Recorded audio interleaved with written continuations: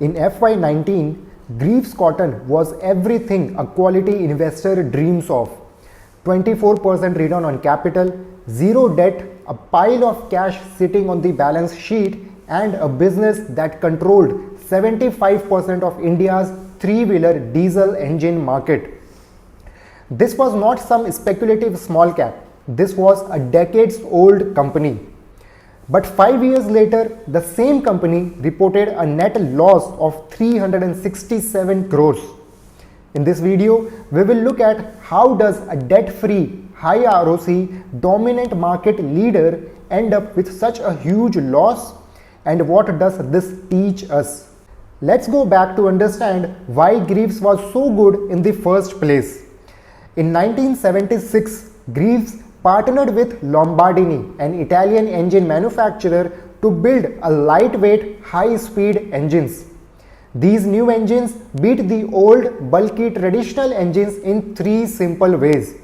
They used less fuel, they were cleaner and met environmental norms, and they were cheap enough for small vehicle makers to afford.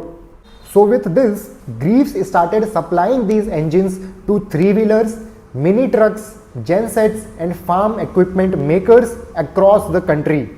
But here's the clever part. Greaves didn't just sell engines, it also built an entire service ecosystem around them. It trained the mechanics who knew how to repair the engine, and it provided the spare parts that were easily available. Thus, it built a support network that made owning a Greaves powered vehicle hassle-free. And this is where the real magic happened. This created a loop that kept feeding itself. More OEMs started using Greaves engines. Because more OEMs used them, Greaves' own operations became more efficient. Because operations became efficient, more mechanics and spare parts became available in the market. Because parts and mechanics were easily available, vehicle operators trusted Greaves engines more, and because operators trusted them, even more OEMs wanted to use Greaves engines. Now, here's the business lesson hiding inside this loop. Because Greaves stayed laser focused on just one type of product, two things happened automatically. First, it became extremely efficient at making them, and second, it became expensive and inconvenient for any OEM to switch to a different engine supplier, because switching meant losing all of the reliability, trust and service network.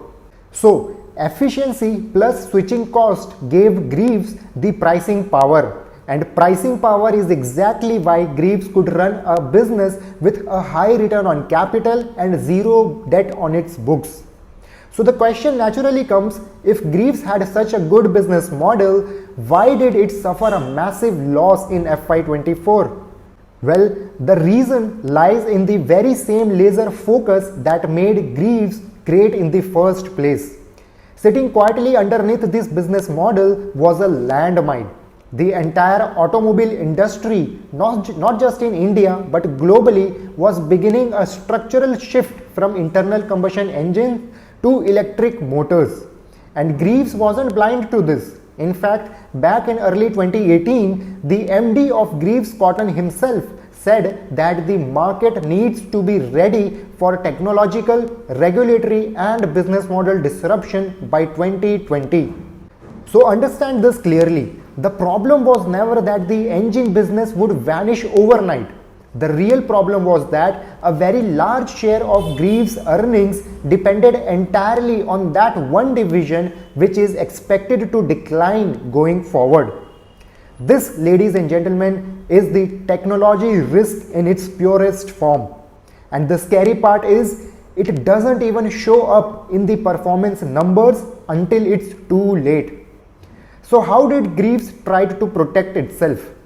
In 2018, Greaves acquired a 67.3% stake in Ampere Vehicles, which was a small Coimbatore-based electrical two-wheeler company, for just 77 crores. For a company sitting on hundreds of crores of surplus cash, this was a calculated risk. It gave Greaves an understanding of last-mile electric mobility. And by late 2019, Greaves acquired the remaining stake too, taking its cumulative investment to 120 crores. Then, between 2019 and 2022, one good thing happened with the company. The Indian government rolled out the FAME 2 subsidy scheme, which paid electric two-wheeler buyers a subsidy of up to 40% of vehicles' price. And once this kicked in, Ampere's sales exploded. By December 2021, Ampere alone was selling 10,000 vehicles per month, and thus Greaves Cotton's stock touched an all-time high. On paper, the bet looked like a master stroke.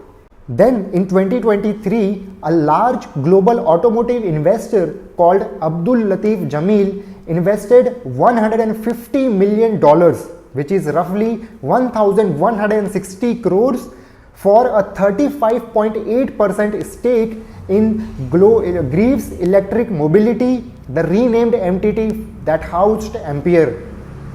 This money was meant to fund manufacturing capacity, R&D and brand building.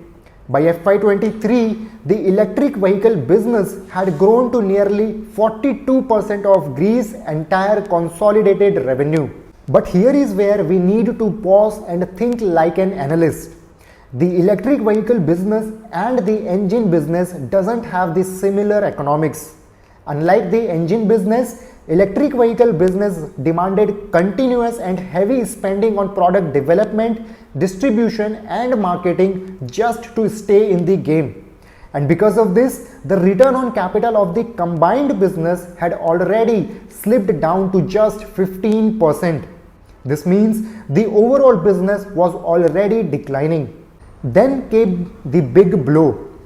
In May 2023, the Ministry of Heavy Industries sent Greaves Cotton a notice for non-compliance with localization rules under the subsidy schemes. As a result, Greaves had to refund 140 crores of subsidy it had already received and had to set aside another 337 crores as a provision against subsidy receivables. Together, that's a hit of 477 crores. And at the very same time, the government also slashed the subsidy available to the entire electric two-wheeler industry. Now, here is what that subsidy cut actually did to Ampere's business, and this is the part every investor needs to understand deeply. Ampere's entire value proposition was simple: a comfortable scooter with decent range at an affordable price. But that affordable tag only worked because the subsidy made it cheaper than the competition.